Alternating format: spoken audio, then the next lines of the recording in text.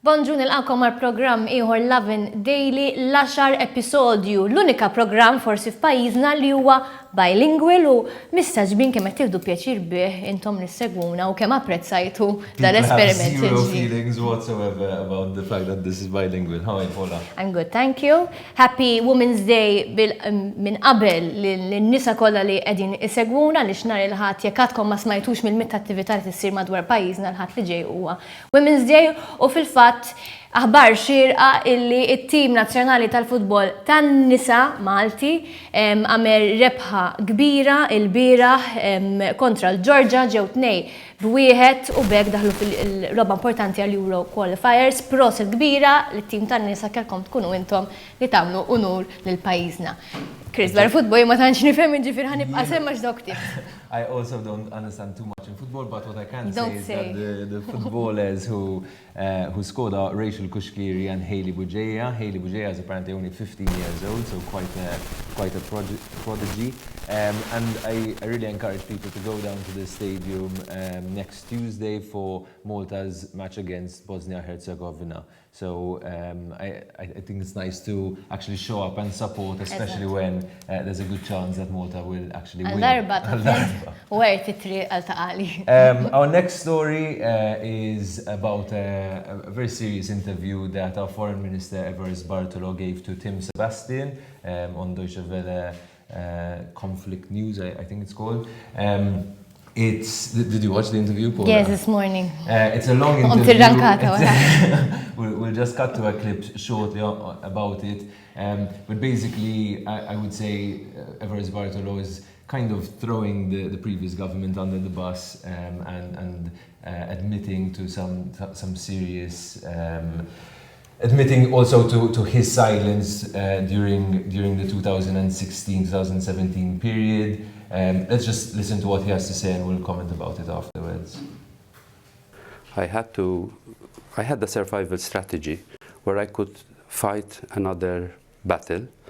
We used that experience together with Godfrey Farrugia, who was the whip of the party at the time, and now he's in the Democratic Party, to negotiate things to make the government more accountable. But your collective silence over the years helped cement in power a government that became a byword for corruption, with conflicts of interest multiplying in the Prime Minister's office and the rule of law seriously undermined. And you went along with that by staying in that government. Yes, I have said recently that perhaps it would have been wiser to resign in 2016 as a pressure to change things. I acknowledge that, but I have spoken even over the last 4 years. So he's basically admitting there that he maybe should have resigned in 2016 to put better pressure on the government back then when the Panama Papers had started. What do you make of this interview, Paula? That's a very tricky question, Chris. ħankun ċara, jiena nemmen li kulħadd għandu dritt għall-opinjoni tiegħu, kulħadd għandu dritt jikteb li jrid jagħmelu.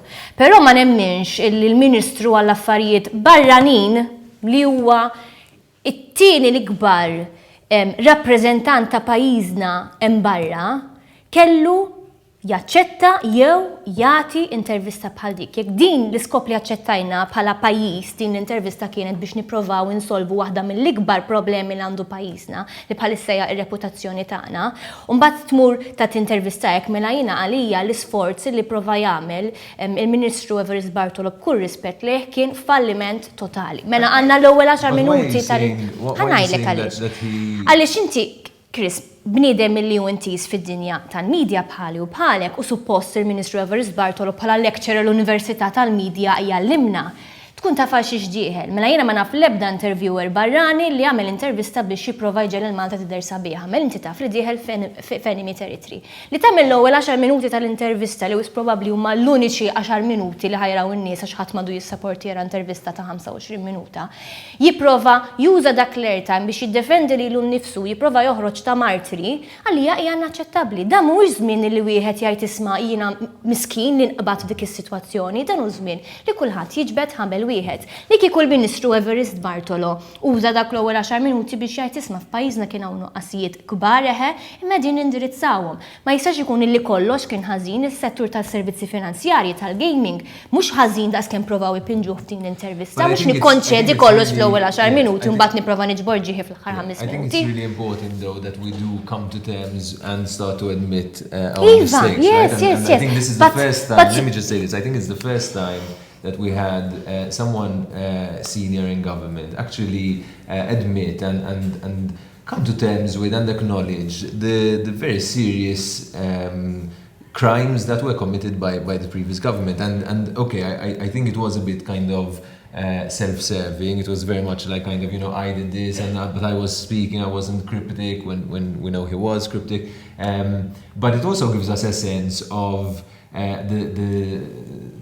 the reality behind the Joseph Muscat sort of power, right? Because the impression out there was always that this was a completely united group, that there were no discussions, that there were no people who kind of really disagreed what was going on. And it seems that Evarist Bartolo is starting to kind of lift that veil a little, I have no problem with Evarist Bartolo lifting that veil to maybe inżommu milli nerġaw nispiċċaw f'sitwazzjoni kif minġa Evarist Bartolo, però naħseb kollha kemm aħna naqblu illi intervista fuq pjattaforma internazzjonali mhuwiex il-post fejn wieħed imur iqeridnu bit tiegħu. It was... Unless we really want to show the international community that something has changed. Ma ġeneralment l-oppożizzjoni għamlu xi ħaġa, mhux il-Ministru għall-affarijiet barranin, irrepeti, mhux affarijiet Ministru imma mhuwiex id-dmir ta' Ministru tal-Affarijiet Barranin li jieħu rwol tal-Oppożizzjoni għax l-Oppożizzjoni ma teżistix. Moving swiftly on to the next story. Eżatt, il-bieraħ assistejna għall-funeral ta' Miriam Pace, kellha knisja pakjata kif kien jixirqilha anke minn ma kienx jaf mar b'solidarjetà lejn il-familja għaliex kulħadd ħass li dik kienet traċedja li żgur ma kienx ħaqhom, il-familja ħadd ma ħaqqu din it-traċedja. U f'intervista li se tkun qed turi wkoll Lovin Malta mal-Ministru Carmelo Abela. Carmelo Abela titfa' suġġeriment barra li jiena naqbel ħafna miegħu hija in-name and shame. Jiġifieri inti jekk għandek kuntrattur bin-nuqqasijiet kif mill-lider anke rrapportajtu intom Chris li dal-kuntrattur partikolari kellu nuqqasijiet kbar. There were two. This contractor who was responsible for the collapse of Miriam Pace's home had two complaints that his properties had to be sealed off beforehand to fix what was going on. And what's interesting as well is that it seems that there weren't many official complaints with regard to the Hamroon property. But I guess if this family and the neighbors were aware that this contractor was a repeat offender, had two sites in which he wasn't doing things properly, then maybe they would have complained and they would have found that. So I think there is some point to this, and it also ties into the contractors registry, which everyone is saying, there should be a register of contractors, and yet no one seems to want to implement this. Li għal Carmelo Abela, name and shame ta' daw il-kontratturi naqbel miegħu ma qbilx illi tittaċċetta l-industrija għal din name and shame. Aħna f'dan il-pajjiż għandna l-Are You Being Served illi jekk tal-fried chicken ġablek iċ-chicken li mhux daqshekk fried jew friska ħanamlu status u ħanavveluh u dal-business ħadd kissirulu fuq il-fried chicken. Aħseb wara bniedem qed titella s-sularja tal-binja. Jiena naħseb xi ħadd għandu jieħu inizjattiva jagħmel Rabs Construction jew contractors biex inti jekk tinduna li ta' ma' ġembek li waqqad dar qed tibnielu wieħed minn dal-kontratturi toqgħod attent tagħmel li tista' biex tara li ma jkunx hemm nuqqasijiet minn naħa tiegħu anke l-kontratturi jridu joqogħdu iktar attenti għar-reputazzjoni li jkollhom. Suġġeriment ħelu naqblu miegħu. We'll see if Moira Palmer is listening and maybe she'll set it up this afternoon. Things to do when in quarantine. So, as we know, there's a lot of people who are having to lock themselves up at home for 2 weeks after, for example, visiting Northern Italy. And the government has set up a handy website, covid19malta.com, in which it gives some suggestions for what to do when you're in self-quarantine. So some sweet tips like don't rely too heavily on TV and technology, which is what everyone is going to do, and some more optimistic ones like do some yoga, use some exercise DVDs. Does anyone have exercise DVDs anymore? DVD player. Board games, crafts, drawing and reading. I mean, it makes it sound really fun actually. I It's- wouldn't mind it's spending interesting. two I weeks like- at home playing board games alone.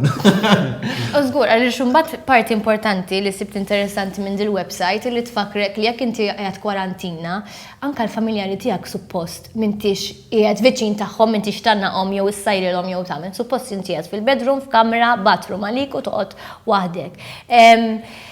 Dil-website interessanti għandha ħafna frequently asked questions u toqtol ħafna xnijat. Oġobni l-istil tagħha kif Yeah, mhix xi ħaġa it is- ultra it is sejja li helpful. tbeżżak tħares lejha.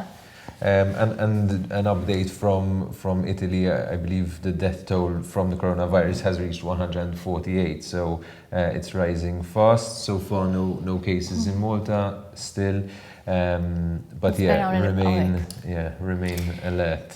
Storja oħra li ħawdet naqra imħu ħanka sabċerta ta' avukati bħali hija dik ta' NADUR illi milli jidher hemm familji li qegħdin jirċievu ittra minant l-eredi ta' ċertu wieħed Richard Stagno Navarra fejn qegħdin jgħidu li dik l-art hija tagħhom skont dokument li nstab li jmur lura għas-1600s. Issa milli jidher kien hemm nies bdiewa b'mod partikolari li ċedew għal din l-ittra u li diġà telqu m'għadhomx jużaw din l-art għaliex allegatament hija ta' dawn l-eredi.